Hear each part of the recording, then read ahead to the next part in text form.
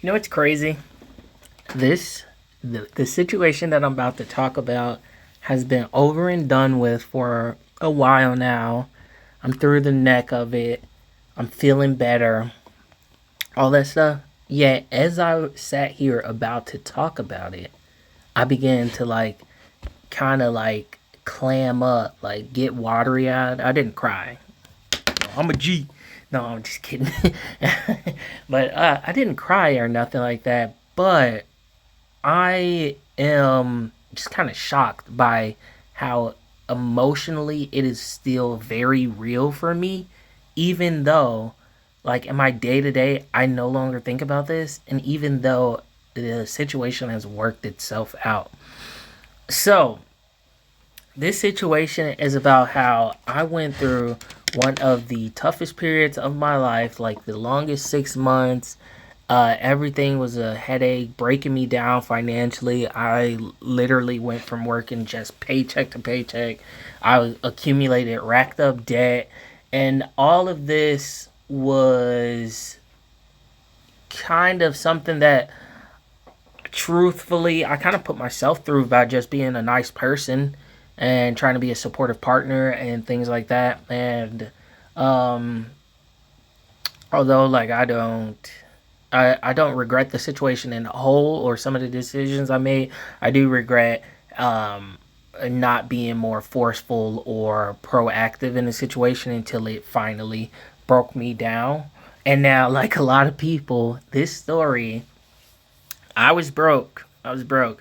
And if you know anything about me, I hate being broke. I grew up not super rich, nothing like that. My parents had 5 kids, 5 kids in a house, and then my mom, she had a solid, stable income, and my dad's income was a little bit less stable. So that led to times where we were, teetering between middle class and poor, and you'll just kind of deal with other stuff like food insecurity, um, not probably not having appropriate size fitting clothes, that kind of stuff. Nothing that I would never say that I was so poor to where I would, you know, I was poor, I guess. Wasn't that bad though. That's what I'd say. It's times when it sucked, but it's time when it was worse, but it wasn't that bad. Anyways, one of the things is that can happen is when you grow up poor, you can usually split into two lanes. You can split into a lane where you kind of give up.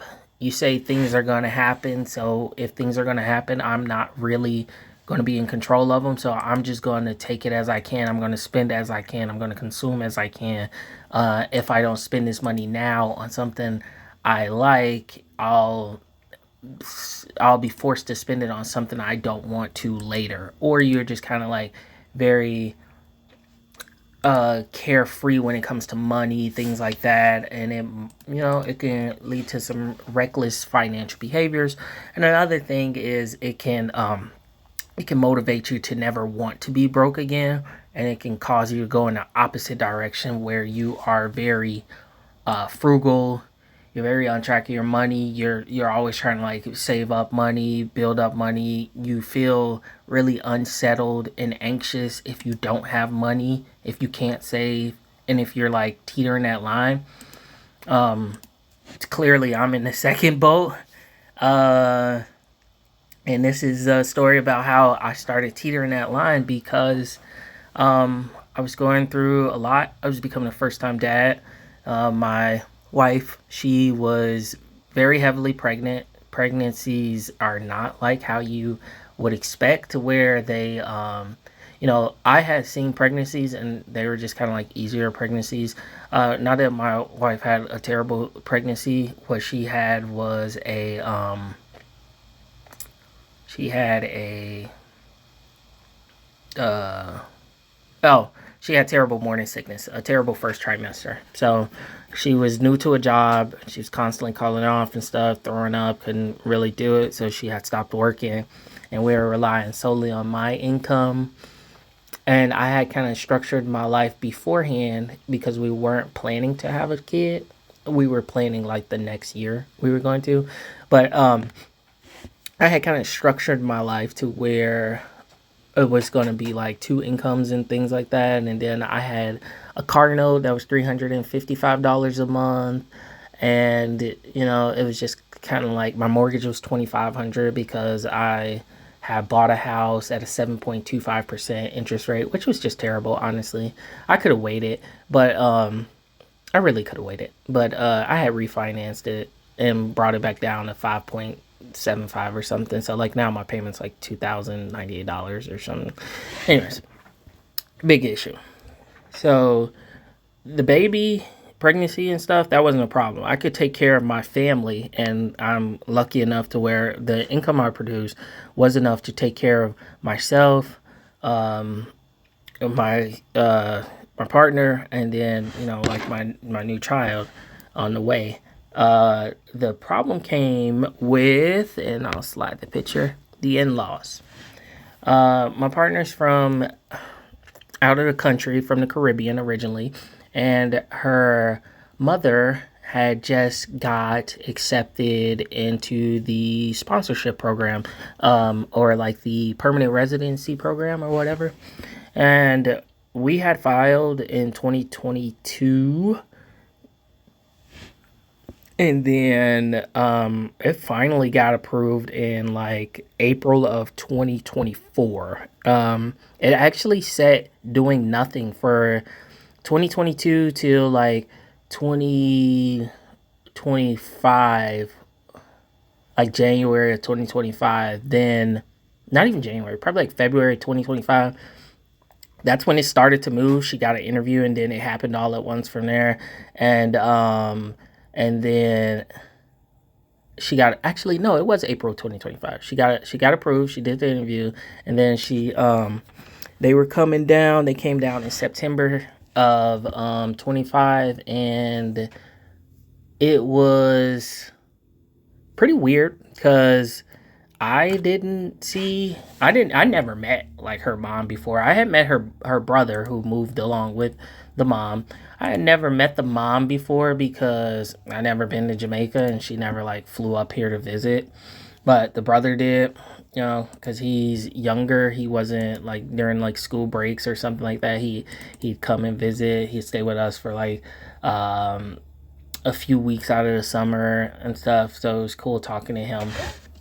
Now, when they get here, first, when people get here, they're not going to get the documents that they need to work right away. You would think that they would kind of like print that stuff up before they get here so they could get here and, take care of themselves immediately. They can't. It takes like 6 weeks before they get the green card, and then it's like even more weeks after that before they get their tax identification number or social security, if what Americans are more familiar with. So that takes a while. And if they got here in September, I believe she got those items. And she got the one in early October, and then the other one in like late October, early November. Now, there was a problem from RIP. It was that we originally did an application to sponsor both the mother and the brother on one application because he is a minor. Now, she took it upon herself to take him off of that application and try to get him sponsored through his deadbeat dad, who had multiple other children that he abandoned. And she thought for some reason that out of the goodness of his heart, he would pay $3,500. And honestly, this was for himself. This was for his paperwork. And then he would just also put his son on there for free. That did not happen. That didn't happen for over 2+ years. And then she never like filed a different one for him. Keep asking the deadbeat dad every so often if he'll file it, and he's not doing it. So now we have a problem in the fact that she can only stay, her entry into the United States is only good for 6 months. She has a minor. He has no father in the States, and his mother has to go to the States within 6 months or she loses it. So she comes over here. blah blah blah. They're here. It's nice living with them. Their personalities is decent, but I stay in a 3 bedroom home with one of the bedrooms being like an office, and so it's really a 2 bedroom home. So we're setting up the nursery. We're getting stuff painted. We're trying to be like this loving family and get our life started together. And then boom, here comes the in-laws, and kind of throws everything off. Now, I was naive to the progress process because obviously I never sponsored anybody to come to the United States or did anything like that, and I just thought it would be. And also, I assume because like there's this thing where immigrants are constantly looked at as like being hard workers. They're very motivated. Like once they get here, they've been fighting for opportunity. So once they get here, they're motivated. Like they're seriously trying to keep it, and like a real go-getter. This wasn't them, like, at all. And that lack of go-getting is was just kind of causing me problems in the fact that I'm thinking like, oh, can you guys, like, try to make some money. The mom doesn't want to drive a car. She's talking about she's scared to drive on American road. Been driving 20 plus years. She's like, oh, I don't want to do that. The brother, I get him a job, and he quits it. Like, he quits it the moment he has to talk to some people. He quits, and I'm like, don't you understand that, like, you're living in my house? Like, you're choosing to not produce an income. You're you're choosing not to help out your situation. You're choosing not to help your mom. And he's 18 by this point. So, like, he turned 18 once in the States. So he's 18 by this point. So, like, you're an adult in my eyes. Chooses not to do that, quits the job. The mom's like, oh, she finally gets a job, and she's making like 40K, 40 to 45K a year. And she's like, "Oh, I'm gonna take like my first checks. I'm gonna keep paying for bills in the Caribbean. I owe $800 a month. Well, part of it for 425 for like a mortgage and 375 for a car." I'm like, "Hey, why are you still paying on that car? Like, just let the bank come get it." I'm like, they can't take your house over there, can they? They're like, no, they can't. But I'm not gonna do that. I think I can sell the car and get more money for it. And I'm really skeptical because I know at least in the American car market, that's not how that works. Like used cars usually, unless you put a bunch of money down, they usually depreciate faster than your payoff period on it. So I'm a little bit like, what are you talking about? How much do you owe on a car? How much you think you can get? And she owes like 10,000 on the car, and she's like, oh yeah, I just think I can get more than that or something. I'm like, okay, even if you can't, I'm like, just sell the car, and like you're out of the country. Why don't you just do that, and then take the money and put it into like setting up your life over here? She doesn't do it. She's still paying on it. So like, of the $2,400 she probably makes a month now, she's spending 1/3 of that just to pay for stuff in a different country that she does not plan to live in, and she does not know if she even wants to retire there. And I'm like, okay, that's making moving out slow. But the brother got a job. I got him hooked up with a job. He's gonna make like 14, 15. He's gonna make like 1,500 a month. He quits. So I was like, okay. And then now she's like, oh, but I gotta save up money to pay for deadbeat dad's lawyer to file the application on his behalf and put the son on there. And I'm growing frustrated because during this entire time, I had enough money to set us to support me and my partner, my kid. I don't have money to take care of two more adults, a hungry teen and a middle-aged woman who are, they're here all constantly. They're constantly cold, running up the heat bill. I've seen like my utilities double at that, and then like if not at best, they only went up 40-50%. And this stuff is like very draining, and you're managing it for the most part until it finally comes to like a breaking point where I look up and I'm like $8,000 in debt. I have all of this money saved up. I do. I luckily I was saving and stuff like that. I had just reached $100,000 in net worth. Some of that being in the home that we live in. Some majority of that being in stocks, and the stocks were making money and stuff. Um, the when they got here, I put the mom on as an authorized user on one of my credit cards to help her build credit so she could like apply for a loan to get a car. I bought another car, like a third used car. This was like I'm super happy with this car purchase. Like I don't regret this at all. It's come in handy and I've made money in it. And it was worth double. But I bought a used car for her to ride around in when my wife started going back to work, and her mother was also working, and so I'm doing these things. I'm racking up bills, but the problem is the bills are coming with the food cost.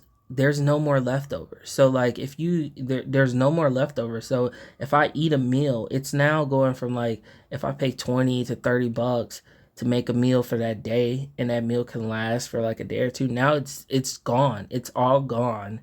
And then they're always looking to me to cook for everybody or cook dinner or come up with dinner plans or something like that, and it's annoying. It's annoying. And then it's annoying to even try to order out anymore because I just want to go get my freaking sandwich, and you're a bad partner if you don't ask your partner because you're going to the store or something like that. You don't ask them if they want something to eat, and then they're asking like, "Oh, maybe you should ask my mom and my brother," and then now it's four people. It's four people trying to decide a freaking order. Then it's like, okay, so who's going to pay me then? Because I'm not paying for four people to just eat out when all I wanted to do is just feed myself. So like, who's paying for this? Okay, can I get my money? And then it's a hassle. It's annoying to even have to come get your money from somebody. It's just annoying. And it might not be bad like the first time you do it. It's really not. So like if you out with some friends and it's like, oh yeah, just send me 30, yeah, like that. But if it's happening on such an occurrence and stuff, you become frustrated and you become like, I'm tired of trying to get my money. I'm trying to like, I'm doing extra work. I'm tired of this. I'm tired of seeing people in my face, and it becomes like there's no space in the house. The house is constantly filthy because it's not set up for all of this, and I have like the mental clutter of that. And it was never all at once thing, but I started to finally get annoyed with them living with us after the 3 month mark, and this was after the brother quit that job. And he did it in such a way that was kind of like really cowardly. It was cowardly. It was selfish. It was honestly just like it. I was like, that was just distasteful. You just gonna quit. You're not even gonna say you're quitting. You just plan on logging off and avoiding the problem. And that's another thing with the in-laws. They're avoidant. They won't talk about anything. They will look you in the face and just be like, mm-hmm, and completely not do what the thing that you just talked to them about. That is like their MO. They won't say like, no, I'm not gonna do that, or like respectfully, like I hear what you're saying, but no, I just can't. And so you're operating under that, like typically if somebody's just kind of like saying yes, yes, or like they're silent and stuff like that, you operate under like silence is an agreement. It's not something that's written into law, but it is kind of something um that is like socially we understands that silence is typically like an agreement. Like if I was like, hey, if you're going to the store and if you're like, hey, if I look at you and I'm like, hey, if you go to the store later or something like that, could you just grab like some spaghetti? I'm thinking spaghetti for dinner might be good. Like, yeah, what do you think? And I'm just like, yeah, okay, okay. looking you in your face, okay, and then I go and like just bring back a burger or something, you'll be like, why did you just not tell me you didn't want spaghetti? Like at that moment, why did you just like go do that? Like, like I thought we agreed on that because you never voiced any like negative opinion to the idea when I talked it to you. So like that.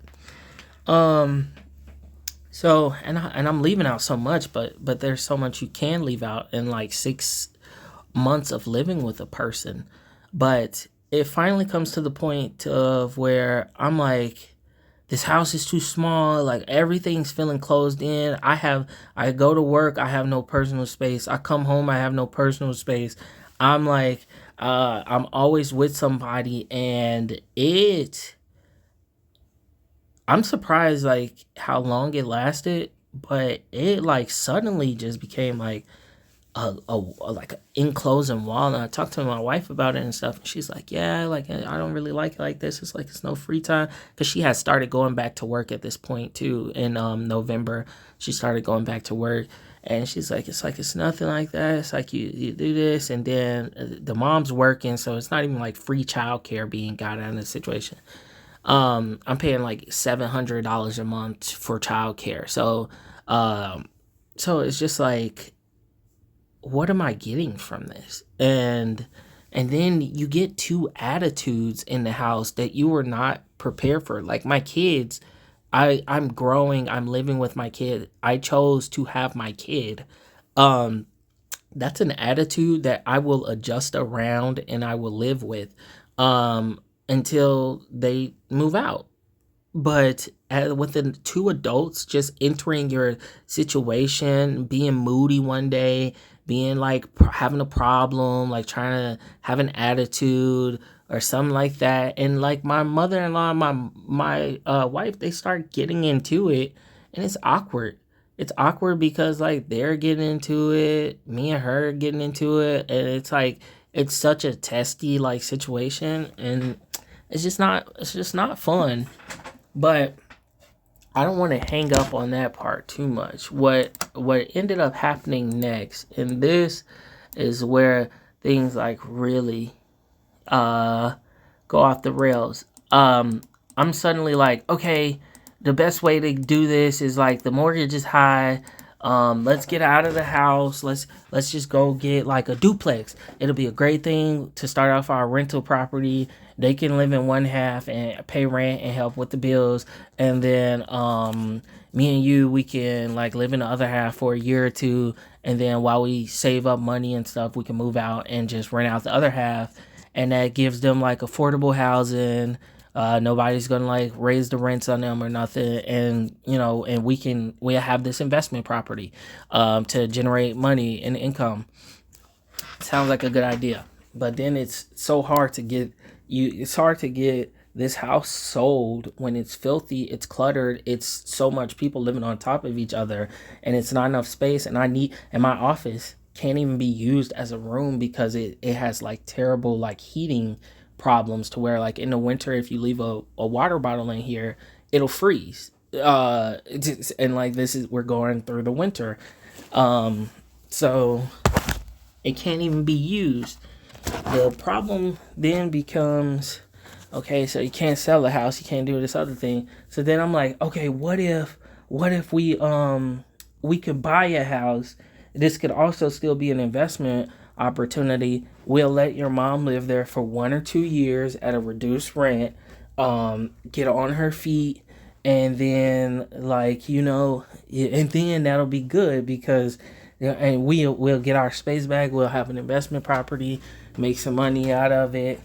That whole thing, it'll all be good. So I tell them I tell them mom this and stuff, and she does that agreement in silence kind of thing. I've been looking for a house. I tell her at one point like, hey, it looks like it's falling through.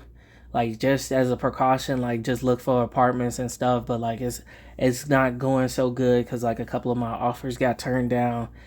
But she knows I'm still looking at houses because eventually I tell her I'm like, hey, can you watch my daughter and I'll go look at this place. I'm like, oh, they accepted my offer. I'm showing her pictures of it. I'm like, hell yeah, like, do you guys want to live there? Like, I could let you stay there for cheap because this area is more expensive. A um like a one bedroom, a two bedroom in this area is gonna cost like 14 to $1,600 a month easily, and probably not even that because it could even be a little bit more. But so I'm like, okay, yeah, I'm going through the process to buy this house. I didn't sold off all of my stocks. During this process, I've paid off my car note, even though I only owed like 10,000 on it. I just like, I'm like, I need to free up income, and then while I'm doing a mortgage application, anyways, I'm like, hey, can we refinance? So I refinance my mortgage. I save $400 a month off of that. Um, I um I asked my wife if she's comfortable doing part time work um because our babysitter is going back to full time work, and we're gonna be out of a babysitter. She's fine with that, but in order to compensate her for the lack of income, I'm like, hey, the only bills you need to contribute to around the house is to pay the internet bill, which is $30 a month, and pay your phone bill, which is $20 a month. And then I'm also going to pay off your personal loan. During that time, I had racked up some debt on my credit card, and I had like $8,000, and she had some debt that had just been sitting for a while, and hers was at like $10,000. We both took out personal loans to consolidate, to not even consolidate, just to get a lower rate. With mine being like 11%, hers being like 14%.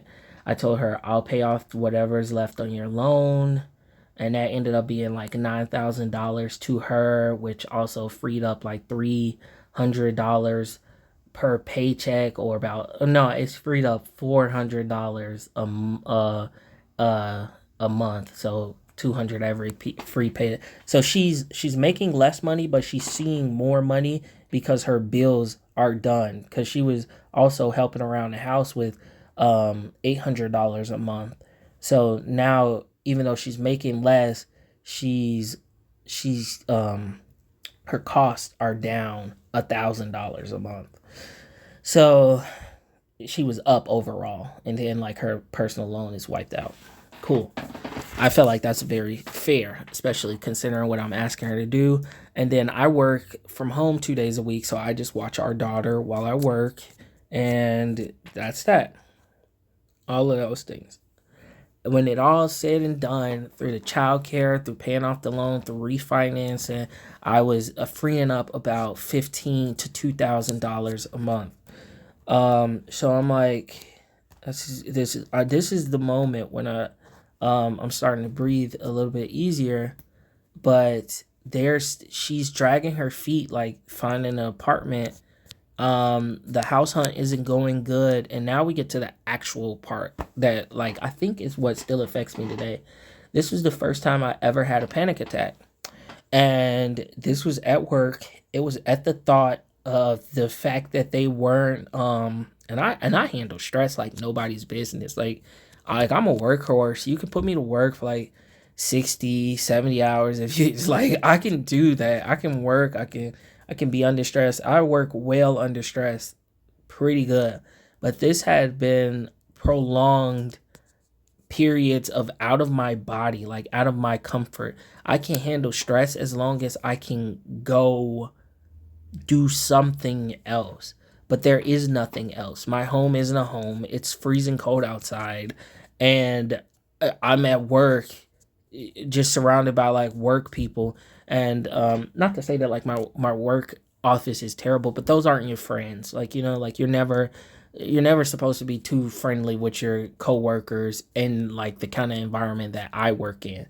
So there is no freedom. I'm constantly under pressure and stuff. And then now, like, the mom's dragging her feet to find an apartment and stuff like that. And this was actually how I came up with the idea of just buying a separate house just to get them out. And like, I'm jumping into this decision. I'm going to this decision At work. I felt like I constantly could throw up, and like my heart was beating out of my chest, and like my chest was just so like squeezed in on itself.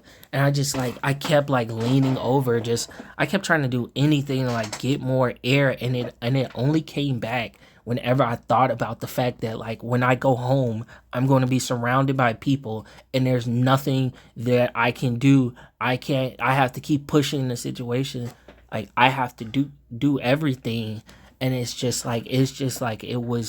was destroying me. And I'm just like sitting there, and it all came to a head while I was at work, and I'm just at my desk just hyperventilating, and I'm just like I just feel like I could throw up, and I'm just like, what is happening? That was when I had a panic attack. But that was also when I was like, I told my wife, I'm like, look, they gotta get the fuck out. Like I hate to be that person. I'm like, it's in 6 months. I done helped with build the credit. I done got the brother a job. He didn't quit the job. I done been feeding him. I done been taking care of him. This and that. I'm like, we haven't even got a chance to be a new family. I'm like we like what is this? Like this isn't like all of this other stuff. And she's like, yeah, like I'm sorry. Like I kind of felt like the same way. Like I've been trying to avoid it because it stresses me out and blah blah blah. And we just talk about it and stuff. And I'm like, yeah, like they gotta get the fuck out. Like honestly, I don't dislike them as people, but I can't do this anymore. And that was when the we were still trying to like navigate the relationship too, because like I get like that's her mom, that's her brother. I'm not trying to put her in a situation where she's putting them through harm and stuff, but like none of their priorities is lining up with ours. Like she's saving all her money to pay for this lawyer that's in a different state to for the deadbeat dad, and to have no information and know nothing about what's going on, and then she's not following up. It's just too much. And her priority isn't like, oh, let me make some more money. I get her signed up on Uber. She's not trying to make more money. She's not trying to do other stuff. She's just like, oh yeah, I work and that's it. Like that's enough. I drive 1 block for work, and that's the only thing I want to do. Doesn't want to go to the grocery store for herself. Doesn't want to go like pick up food for herself. Doesn't want to drive. And this was after me training her to drive. She failed twice. Finally got her license the third time. I took her 2 of those 3 times, and like it's all of this other stuff. And mind you, I'm still fully working. I'm a dad. I am trying to be a partner. I have other stuff, like other obligations, and then like your family is being dumped on me. And it was just so stressful. But that's where another part came into this. So I get approved for the loans and stuff. One of the houses are nearby. It's 6 miles away. It's only a 10-minute drive to the mother-in-law's job. It's in a great area, beautiful area. I personally would live there myself. Um, it's in a beautiful area. I get approved. I put down $45,000 from this house. So by this point, my life savings that I built up it's not gone, but all it's not liquid anymore. Like it's all invested in the house, the debt that I paid off, and the car and stuff, which I still like. I'm like my car is it gets like 50 to 60 miles per gallon. The car wasn't a bad deal. Like 3% interest rate, $355 car note. It was just that me personally, I hate debt, and I think this situation just further added to it. The only debt I'm comfortable with is a mortgage, and even then, that makes me uncomfortable. So factor into. So I come to her and I'm like, hey, the house got approved. Here's what's gonna like this what can happen. You guys, it's a 2 bedroom. It's a nice house. You guys can stay there for super cheap. I guaranteed them affordable housing with no rent increases, no nothing like that. And I was gonna write it all into a lease. So it's gonna be a 2-year lease. So I was gonna keep my end of the deal where you can stay there 2 years. I won't jack up any rent on you and stuff like that. I told them the mortgage on this place came out to 1045 a month. But at first, the numbers were this was the final numbers after I shopped around for insurance. The numbers that were being told to me during this process was that it would come out to like 1140. So I told her, I'm like, hey, I can rent this place to you. It's going to be affordable. You're in a safe area. You're right up the street from work. You're going to be able to do all of this and stuff, blah, blah, blah. And she's like, oh, yeah. I show her the house and stuff. She looks at it. She's like, okay, yeah. And then, and this was while she's looking at apartments and they're trying to charge $1,400 to be like 30 minutes away from work, have to drive like 20 miles and stuff. And or if you want an apartment over here, for that's a 2 bedroom, it's like 1,500. And keep in mind, she was making like 24. She's spending 800 of that on places, stuff in their home country. Even then, she just not came around to like she's not going to do that anymore. But even still, like this is a large portion of the income, and the brother chooses not to work. So, um, she then drops this little like bomb on me, and she's like, "No, I'm not gonna take that house." I'm like, What do you mean?" She's like, "Oh yeah, one of the apartments. There's a 1 bedroom apartment up the street that's 1,200 a month, and I'm gonna do that." And I'm like, at first I thought it was like really selfish because I'm like, what about your son? And I was offering you this place for 1,250. So you're like, you're getting a 1 bedroom apartment up the street where they're not gonna be kind to you, and that rent's going up next year. Uh, when you could have had like a 2 bedroom house just further down the street for $50 more, and some stuff like that, and like you would have had some more space. You don't think that your son wants some space, that kind of thing. She ended up taking that apartment, and that was a little salty to me because I'm in the process of closing. So like I've already done the credit checks and got approved and put down a deposit and stuff like that. So um my money and time and everything's already tied up into this, so I'm pretty much getting this house. Um, but it was just kind of like a slap in the face to be like, after like living here with us so long and stuff, and you were either gonna get like an extra free rent free month because the house wouldn't have been ready until May 1st, but I was like, you were either gonna get like an extra month of rent free living, and you were just going to like do this, and you're keeping the money in the family. Like right now your money is just going to a some corporation, whoever owns the apartment complex or something like that, but you were keeping the money in the family. um so I just kind of, again, I felt like, like after all of this, like you go and get a 1 bedroom apartment. Okay, that's kind of shitty. Um, yeah. So I'm like, okay, that sucks. Whatever. I'll make more money renting it out to somebody else.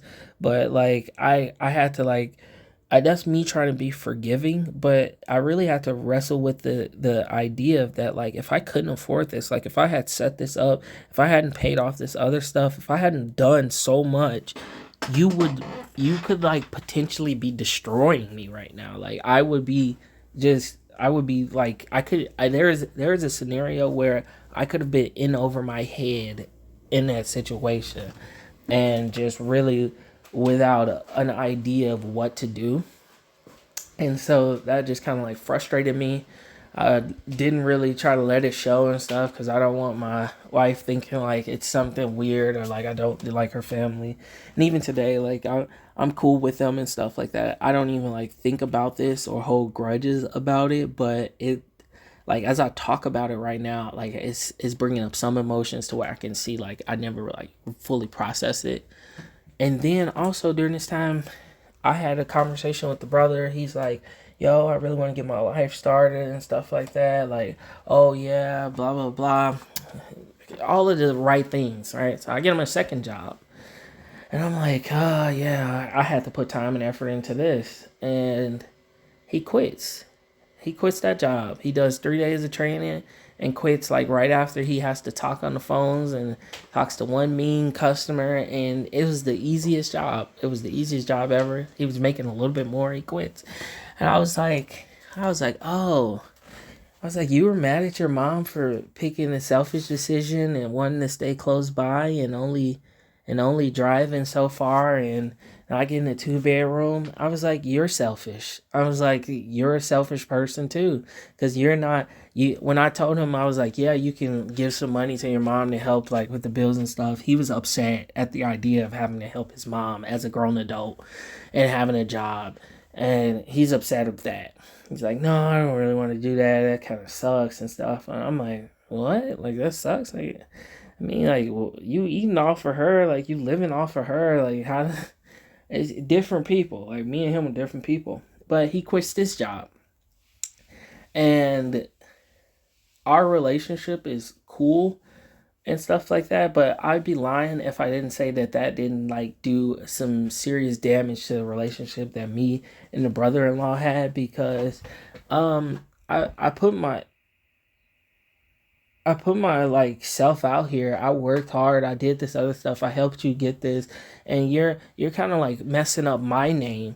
You're giving me a bad name, as well as you just keep you like. Where's your motivation at? Like, and this all comes back to when I was saying that immigration, how we talk about. How we see immigrants as like coming over here and like being these go getters and stuff, and I would honestly say like the vast majority are 99.9%.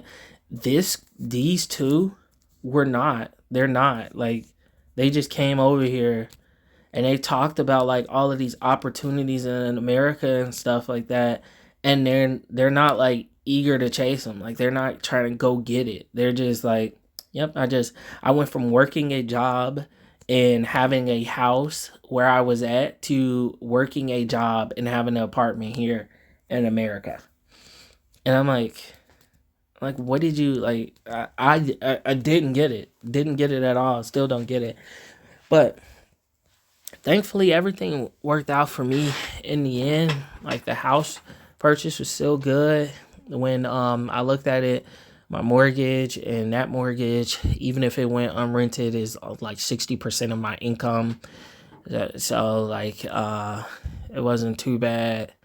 And then it worked out because my brother and his wife are going to be moving in there, and they're going to pay more. I'm still charging them below market rent for this place, which is like so crazy, because it's actually really like a 3 bedroom 2 bath, but one of them are below ground, so it doesn't count as a bedroom. But once I finish it, I'm putting some more money into it and stuff, because I have to, because I'm tied up into this. Like this is my investment now. But I'm gonna put some more money into it and finish that all out. But if I was to try to rent this out, even as just a 2 bedroom, I could probably get like 1650. But if I'm putting it into a 3 bedroom, 2000 would be pushing it. But I think there's somebody who would pay that. But even still, like if I'm just trying to be um price competitive, like I could get 1850, 18. But yeah, even though it all worked out, even though things are working out now, I'm like the weather's better, my mind's better, my house is back to being my house.